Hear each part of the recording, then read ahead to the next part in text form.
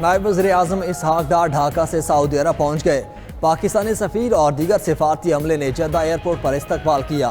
Ishaq Dar OIC وزرائے خارجہ council کے اجلاس میں شرکت کریں گے۔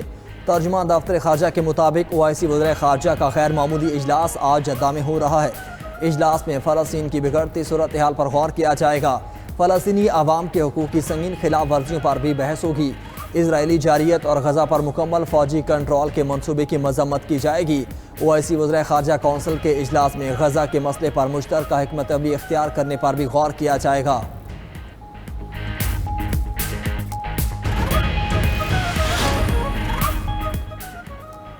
وزیر داخلہ محسن نقوی سے ایرانی ہم منصب سکندر مومنی کا ٹیلی فونک رابطہ۔ پاکستان میں طوفانی بارشوں اور سیلاب سے قیمتی انسانی جانوں کے ضیاع پر دکھ اور تعزیت کا اظہار کیا۔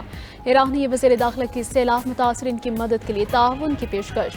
سکندر مومنی نے کہا کہ پاکستان میں سیلاب کی تباہ کاریاں دیکھ کر بہت افسوس ہوا۔ آزمائش کی گھڑی میں پاکستان کی ہر طرح کی مدد کے لیے تیار ہے۔ وزیر داخلہ محسن نقوی کا سیلاب زدگان کے لیے مدد کی پیشکش پر اظہار تشکر کہا کہ موسمیاتی تبدیلیاں پاکستان میں ہولناک تباہی کا پیش خیمہ بن رہی ہیں۔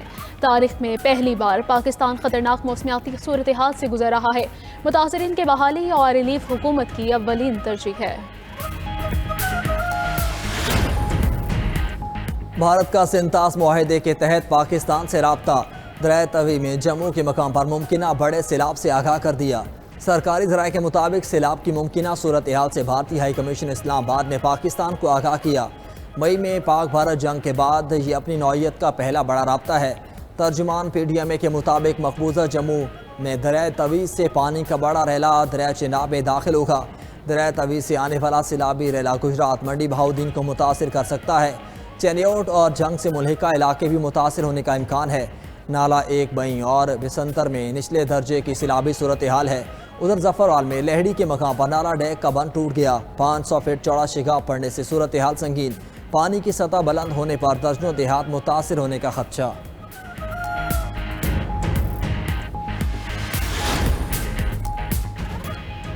بھارت کی آبی جارحیت سے پنجاب کے دریاؤں میں طغیانی قصور سے بہاولپور تک دریائے ستلج میں اونچے درجے کا سیلاب۔ ہیڈ گنڈا سنگھ پر پانی کی سطح 21 فٹ سے تجاوز کر گئی۔ ہیڈ گنڈا سنگھ پر پانی کی سطح 1,33,770 کیوسک تک پہنچ گئی۔ ہیڈ سلیمان کی سے 94,143 کیوسک کا سیلابی ریلا گزر رہا ہے۔ بہاولپور میں متعدد زمیندارہ بند ٹوٹنے سے ہزاروں ایکڑ زرعی رقبہ زیر آب۔ ماڑی قاسم شاہ باقرپور خانو فتووالی کے زمیندارہ بند ٹوٹنے کا خدشہ۔ دریائے ستلج میں اونچے درجے کے سیلاب کی قصور پر یلغار۔ سیلابی پانی سے قصور کے 36 سے زائد دیہات زیر آب آ گئے۔ متعدد دیہات اور بستیوں کا زمینی راستہ منقطع۔ ولی والا اور عارف کی کے حفاظتی بند ٹوٹ گئے۔ حفاظتی بند ٹوٹنے سے ستلج کا پانی گھروں اور کھیتوں میں داخل۔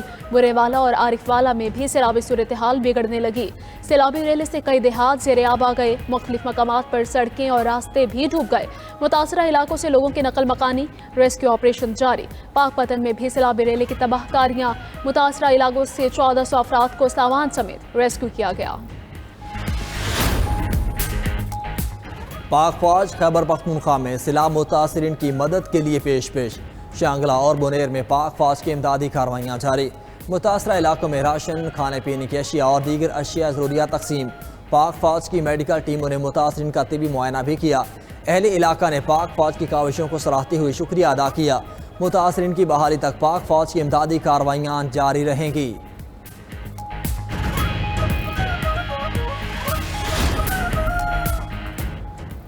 پاکستانی فوج قومی استحکام کا ستون اور پاک چین دوستی اور تعاون کی مضبوط محافظ ہے۔ چینی وزیر خارجہ وانگ ہی کی فیلڈ مارشل عاصم منیر سے ملاقات پر چینی وزارت خارجہ کا بیان۔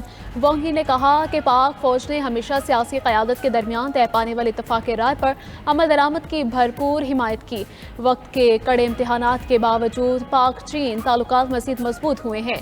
چین پاکستان کی علاقائی سالمیت اور قومی سلامتی کے تحفظ میں بھرپور تعاون جاری رکھے گا۔ ملاقات میں فیلڈ مارشل سید عاصم منیر نے کہا کہ چین پاکستان کا آہنی دوست ہے۔ پاک چین اسٹریٹجک شراکت داری چٹان کی طرح مضبوط ہے۔ پاک فوج چین کے ساتھ انسداد دہشت گردی اور سیکیورٹی تعاون میں فروغ کے لیے کوشاں ہے۔ فیلڈ مارشل نے معاشی اور سماجی ترقی میں تعاون پر چین کی قیادت سے اظہار تشکر بھی کیا۔ مقبوضہ کشمیر میں رو کے مضمون مقاصد بے نقاب۔ مقبوضہ کشمیر میں غیر مقامی دہشت گردوں کی موجودگی کی مصدقہ اطلاعات ہیں۔ انٹیلیجنس رپورٹ کے مطابق غیر مقامی دہشت گرد بدنام زمانہ رو کی پشت پناہی میں سرگرم ہیں۔ غیر مقامی دہشت گردوں کو قابض افواج کی ٹریننگ ایریاز کے قریب دیکھا گیا۔ جنگلات میں قائم خفیہ تربیتی مراکز میں بھی ان کی موجودگی کا انکشاف ہوا۔ غیر مقامی دہشت گرد آپس میں پشتو اور دری زبانوں میں بات کرتے ہیں۔ قوی امکان ہے کہ یہ غیر ملکی کرائے کے قاتل ہیں جو پاکستان مخالف فاسٹ فلیگ آپریشن کے لیے استعمال ہو سکتے ہیں۔ پاکستان نے انٹیلیجنس رپورٹ عالمی برادری کے ساتھ شیئر کر دی۔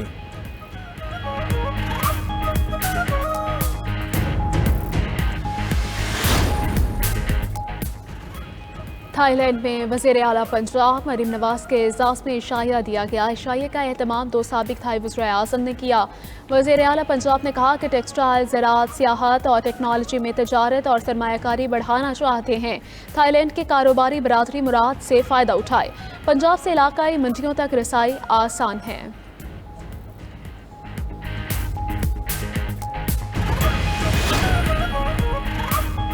کوئٹہ سے پشاور جانے والی جعفر ایکسپریس 2 روز کے لیے معطل۔ جعفر ایکسپریس کو آج صبح 9 بجے پشاور کے لیے روانہ ہونا تھا۔ جعفر ایکسپریس کو معطل کرنے کی وجوہات سامنے نہ آ سکیں۔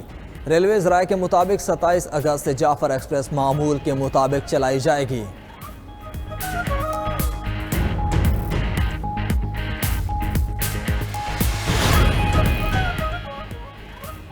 دیربالا میں پولیس اور سی ٹی ٹی کے مشترکہ آپریشن میں 5 دہشت گرد مارے گئے۔ دہشت گردوں سے فائرنگ کے تبادلے میں پولیس کے 8 اہلکار زخمی ہوئے۔ مشترکہ آپریشن سلام کوٹ، دوبندو اور ہاتھین دارا کے مقام پر پیش آیا۔ فائرنگ کی زد میں آ کر ایک عام شہری بھی مارا گیا جس کی نماز جنازہ پولیس لائن میں ادا کی گئی۔ مارے گئے دہشت گرد 1 ہفتہ قبل پولیس موبائل پر حملے میں ملوث تھے۔ دہشت گرد تخریب کاری کے بڑے منصوبے کی تیاری کر رہے تھے۔ وزیر داخلہ محسن نقوی کا 5 دہشت گردوں کی ہلاکت پر پولیس اور سی ٹی ڈی کو خراج تحسین، کہا کہ قوم کو اپنے جری سپوتوں پر ناز ہے۔ کراچی میں ڈاکوؤں کی 20 سیکنڈز میں واردات۔ گھر کی دہلیز پر نوجوان سے موٹر سائیکل چھین کر فرار ہو گئے۔ واردات باغ ابراہیم سوسائٹی ملی ریلوے اسٹیشن کے قریب ہوئی۔ نوجوان کے شور مچانے پر گھر والے باہر نکلے لیکن ڈاکو ہاتھ نہ آئے۔ واردات کی سی سی ٹی وی فوٹیج بھی سامنے آ گئی۔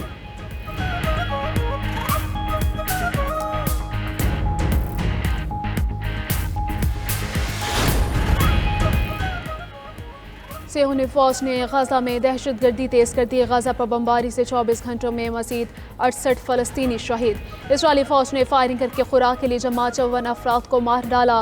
غزہ شہر میں شدید بمباری سے 2 ہفتوں میں 1000 سے زائد عمارتیں تباہ۔ اسرائیلی فوج نے جبالیہ، زیتون، شجاعیہ، صابرہ میں رہائشی عمارتوں کو نشانہ بنایا۔ ادھر قحط اور بھوک سے اموات کی تعداد 289 ہو گئی۔ ملیشین وزیر اعظم انور ابراہیم کا غزہ کے لیے $24 ملین امداد کا اعلان۔ اسرائیلی وزیر اعظم نیتن یاہو کو پاگل اور بے رحم شخص قرار دے دیا۔ ایشیائی کارکنوں کو سب سے بڑا فریڈم فلوٹیلا غزہ روانگی کے لیے تیار۔ ملیشین وزیر اعظم کا کہنا ہے کہ فریڈم فلوٹیلا میں پاکستان، انڈونیشیا اور دیگر ممالک شامل ہوں گے۔ فلوٹیلا قافلہ 31 اگست کو اسپین سے کشتیوں کے ذریعے روانہ ہوا۔ فلسطینیوں کی نسل کشی کے خلاف پوری دنیا یک زبان۔ اسرائیلی مظالم اور غزہ جنگ کے خاتمے کے لیے دنیا بھر میں مظاہرے۔ ایتھنز میں ہزاروں افراد کا فلسطین کے حق میں مظاہرہ۔ اسرائیل کے ساتھ سفارتی تعلقات ختم کرنے کا مطالبہ کر دیا۔ کینیا کے دارالحکومت نیروبی میں گاڑیوں اور موٹر سائیکلز کی ریلی نکالی گئی۔ سینیگال اور مراکش میں بھی ریلیاں نکال کر اسرائیلی جارحیت کی مذمت کی گئی۔ اسرائیلی دارالحکومت تل ابیب میں بھی مظاہرین نے جنگ کے خاتمے کا مطالبہ کیا۔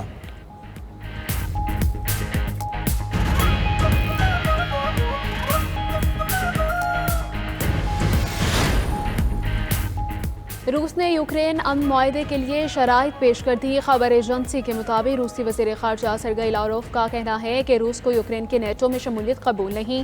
سلامتی کونسل اور چند دیگر ممالک کو یوکرین کی سلامتی کا ضامن ہونا چاہیے۔ برطانیہ، جرمنی اور ترکیہ امریکہ کے ساتھ ضامن ہو سکتے ہیں۔ دوسری طرف امریکہ نائب صدر جے ڈی وینس نے کہا کہ روس جنگ کے خاتمے کے لیے سخت موقف سے پیچھے ہٹ گیا۔ روس یوکرین کو سیکیورٹی ضمانتیں دینے پر رضامند ہے۔ روس مطالبہ کر رہا ہے کہ یوکرین ڈونباس کا علاقہ چھوڑ دے۔ یوکرین میں مغربی افواج کو تعینات نہ کیا جائے۔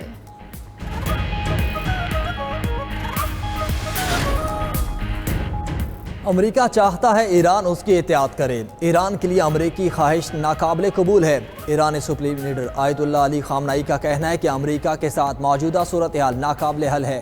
ایرانی قوم اس دباؤ کا بھرپور مقابلہ کرے گی۔ برطانیہ، فرانس اور جرمنی کے ساتھ ایٹمی پروگرام پر مذاکرات کل ہوں گے۔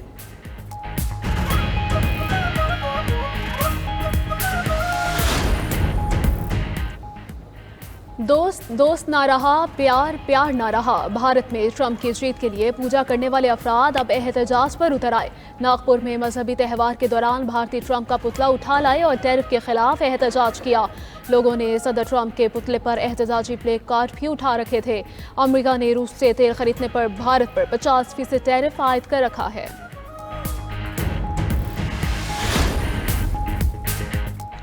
عمان میں سرمایہ کاری کے فروغ کے لیے گولڈن ویزا متعارف سرمایہ کاروں کو پروگرام کے تحت طویل مدتی ریزیڈنسی آفر کی جائے گی۔ 10 سال تک کے قابل تجدید رہائشی پرمٹ دیے جائیں گے۔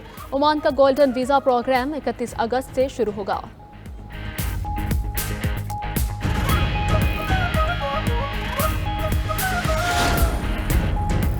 پی سی بی نے کپتان بدلنے کی خبروں کی سختی سے تردید کر دی۔ پاکستان کرکٹ بورڈ کا کہنا ہے کہ محمد رضوان کی جگہ سلمان علی آغا کو ون ڈے ٹیم کا کپتان نہیں بنایا جا رہا۔ شان مسعود کی جگہ سعود شکیل کو ٹیسٹ ٹیم کا کپتان بھی نہیں بنایا جا رہا۔ تاحال سلیکشن کمیٹی میں یہ معاملہ زیر غور نہیں آیا، نہ ہی کسی پلیئر کے کنٹریکٹ کی کیٹیگری بدلی گئی۔ اس حوالے سے تمام تر خبریں بے بنیاد ہیں۔ اور غزل کو نئی جہت دینے والے نامور شاعر احمد فراز کو پچھلے 17 برس بیت گئے۔ احمد فراز نے رومانوی شاعری میں شہرت پائی۔ تنہا تنہا، درد آشوب، میرے خواب، ریزہ ریزہ ان کے مجموعہ کلام میں شامل ہیں۔ اردو ادب میں گراں قدر خدمات پر انہیں متعدد اعزازات سے نوازا گیا۔